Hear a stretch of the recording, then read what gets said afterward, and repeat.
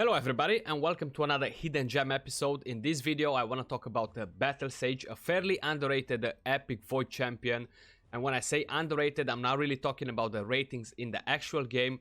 I'm just talking overall, people not using her at all, throwing her straight in the vault. She's an awesome champion, definitely a god tier cleanser specifically for arena. Super good to counter hegemons, super good to counter Tormins. She can definitely help you in the Ice Golem as well if you have issues to cleanse that defense down, that heal reduction. She can be a decent cleanser as well for the Spider if you do choose to go with a tank team in the Spider and you do need a cleanser to remove all those poisons. So let's have a quick look at her kit, guys. So we have her A1, full AoE, attacks all enemies, damage based on attack. We have her A2 on 3-turn cooldown, fully booked. Places a 50% increase attack buff on all allies for 2 turns, then removes all debuffs on all allies. This buff cannot be removed, so pay attention to this.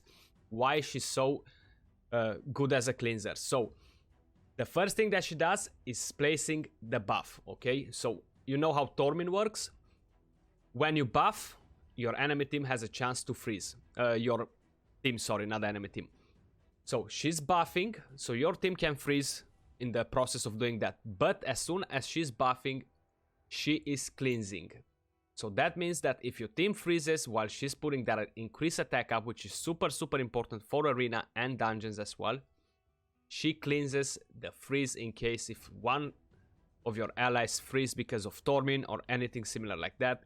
Now if you're running high resistance teams for arena, you know that the stun set, sleep set, provoke set, and so goes on, they do not require any sort of accuracy in order for the debuffs to proc. It's just enough to have the set and 0 accuracy, and even if you have 2 million resistance, that set still has a chance to proc the debuff. So if you're going against a hegemon that has a stun set and you're running a high resistance team, let's just say 600 resistance, and that hegemon only has 200 accuracy, it's still gonna be enough for him to place that stun as long as the actual bonus procs from the set.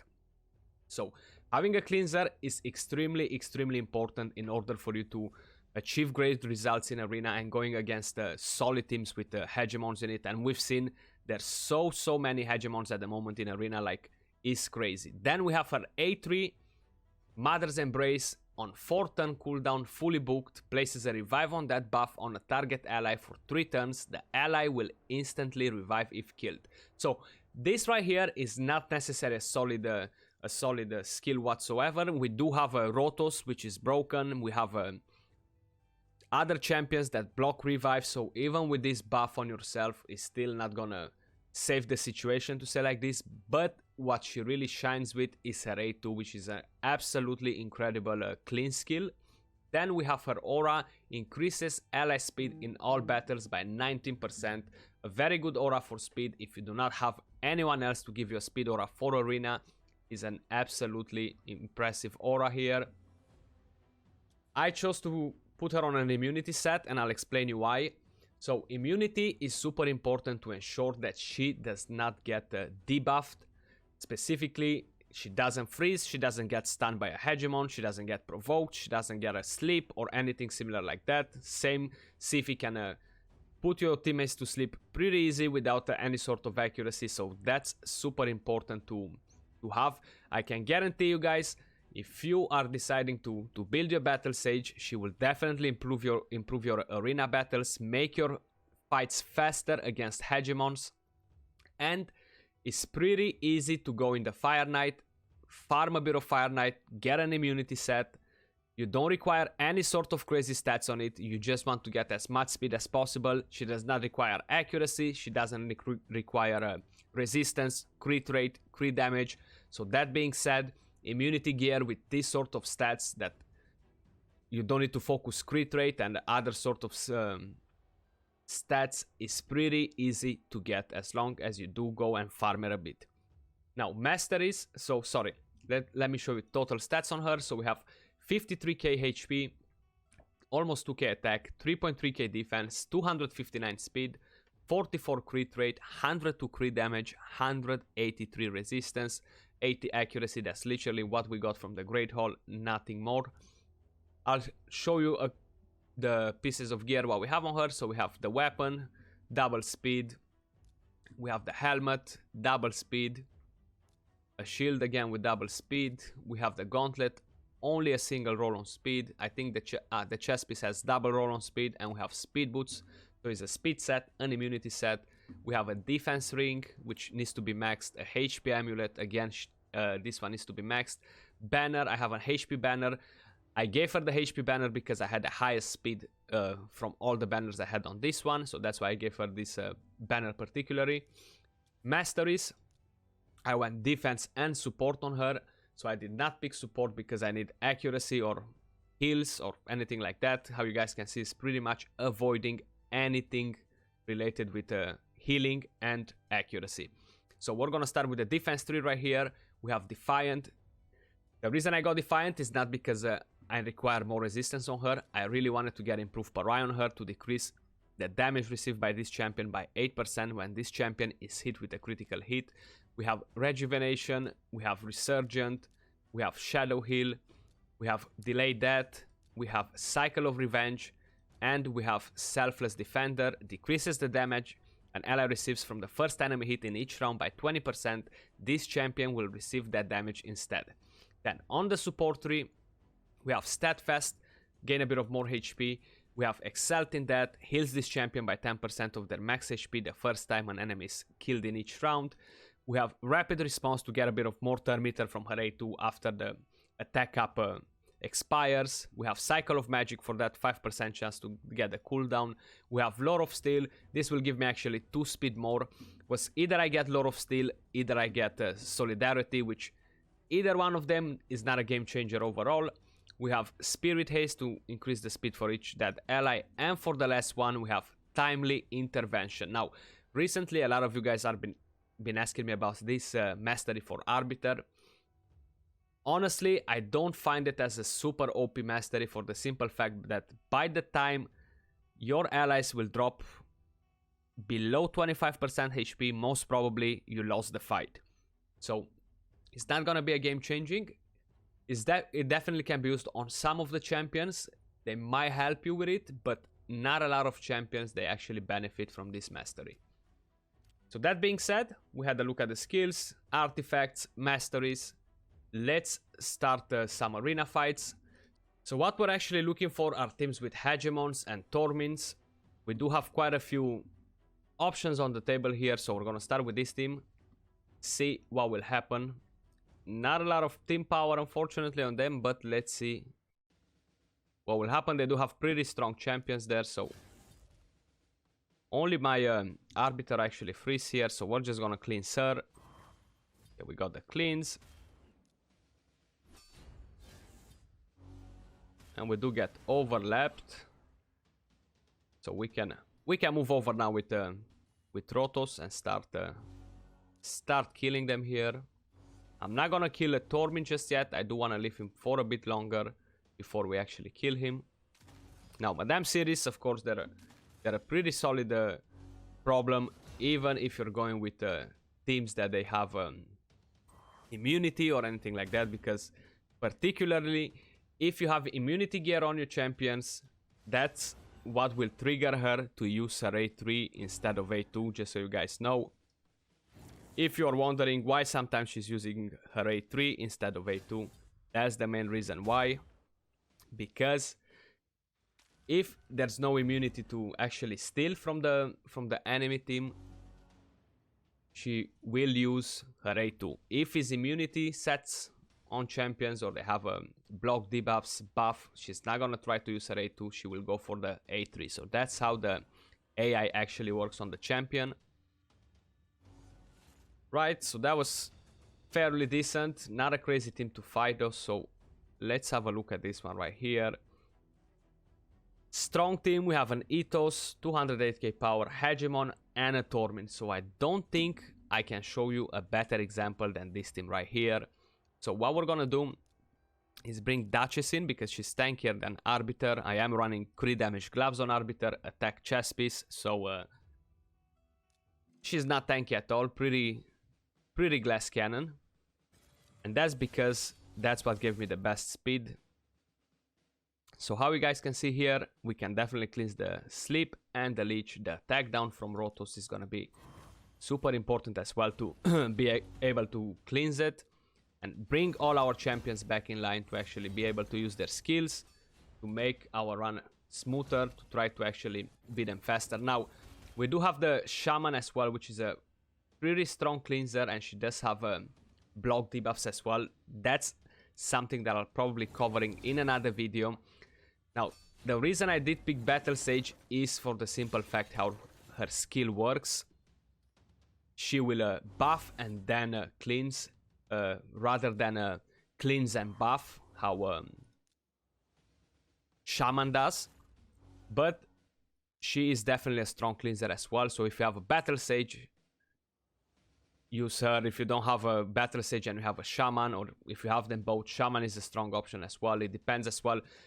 Battlesage can help a lot on a stun set as well for faction wars and other parts of the game. Shaman as well, of course, she has her own abilities that can help you overall in the game.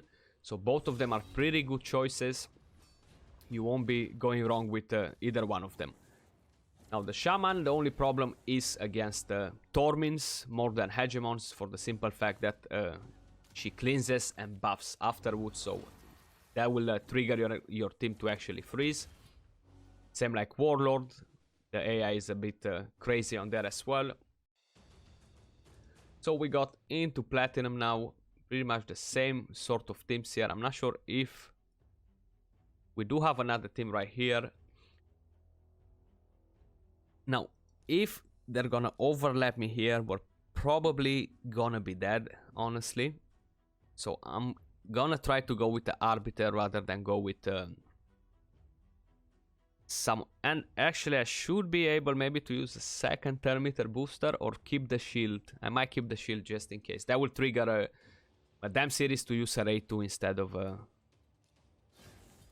A3 probably. I'm not 100% sure about it, but it's a possibility. So we cleansed our Arbiter. Yes, so they are overlapping us. She did use her A2. We did survive the hit from Trunda, which is actually super good. So now we can kill Trunda. Rotos, he didn't freeze. I guess that's just RNG, but usually he freezes all the time.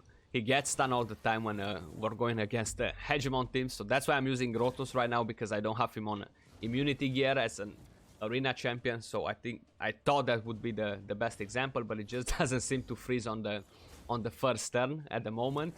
Once I'm taking Battlesage out, that will happen for sure. We can leave it on Oro here. It's not a huge danger with the champions we have left alive. Or it might be, you never know. We got that fear on him. Arbiter, she's getting pretty low. I might consider actually keeping Battlesage on immunity and try maybe to build her on a high resistance. Adjust a bit the masteries, adjust a bit the gear, the banner. That might benefit me a bit more maybe. But that's something that I'm not 100% sure. So of course, because we don't have any block debuffs at the moment with what we're using in the team, after she cleanses once, we do have that 3-turn cooldown, but it's still helping us to actually sort out the rest of the issues that we have there. So let's run a couple of more fights, and then I'm gonna move quick some gear on her to see how good she can actually farm the campaign, because that's a new curiosity I've just got. Okay, so we have 2 that freeze right here. For some reason, she still has the animation, so I'm actually wondering if she's actually freezed or it's just like a glitch or something. They do need to sort that issue out with all these freeze animations, because they've been in the game for so long. Like, look, I actually have the animation on, but I actually don't have a freeze. She's still moving like that. And this, especially before reset, it does cost you quite a bit of time. Like, I'm not even sure what just happened there with Rotos. Is he alive? It does look like he's standing, but then I don't know. I'm actually a bit confused of what just happened. Okay. Seems like he's not getting a turn, so I would assume he's just not here anymore. Not with us. Okay, so he was not with us anymore there. That was like super strange. Some weird glitch that happened. Okay. We do have another team here that we can go against. I can still go with Arbiter. Same format of team. Pretty solid team right here. Duchess, Krisk. They don't really have damage, but that's fine. Unfortunately, I did not found that many teams with hegemons. Seems like now that I'm on the hunt for them, they're not here. So we're gonna take Duchess down, take Krisk down as well, and then we can actually leave her on auto, and they can do their own thing, that what they have to do. But damn series, how I said before, she's a serious problem, honestly. Like, she's a very overpowered champion. Super hard to deal with if you don't have the right champions to throw against her. Rotos with his extra turn like usual. I'm just gonna change quick gear on the Battlesage and check her as a farmer because I'm super curious about that. So we're back at it. We have her on 2 speed sets, 1 cruel set, total stats, 3.5k attack, 217 speed, full crit rate, 234 crit damage. We did adjust the masteries as well accordingly, so we actually got the offense masteries. I did make a rookie mistake, so make sure you guys don't get Cycle of Violence. I'm so used to get this for most of the farmers, but because she's only gonna use her A1, don't actually bother to get Cycle of Violence. You can go for Bring It Down, and you will actually get 6% more damage. So let's have a look if she's actually capable to farm the campaign. I have literally no idea if she can do it. There she is. Let's give it a spin alone, and then we're gonna put 3 ads with her to see the time. It seems like she's, wow, one-shotting everybody. That's pretty impressive. 6 seconds farmer from Battlesage. I was honestly not expecting that from her. I'm a bit in a good surprise here. So let's throw some food in there with her and see what's the time she's getting with food. But honestly, I'm pretty impressed with it. Okay, so if you have food with her, she's using her A2. Okay, so that's why she's not viable as a farmer. Okay, because I was gonna say, like, damn, that farming is 6 seconds, but still she's doing it in 10, which is pretty decent, I would say. Pretty decent. Shame she's actually using that skill on the ads, because you have the allies with you. She's increasing the attack. That's a shame. But if no, she would have been a pretty solid 6 seconds farmer. Appreciate you guys watching. If you enjoyed the content, don't forget to thumbs up, subscribe, turn on notifications, see when we upload next. I will see you all soon on another video. Till then, peace out and take care.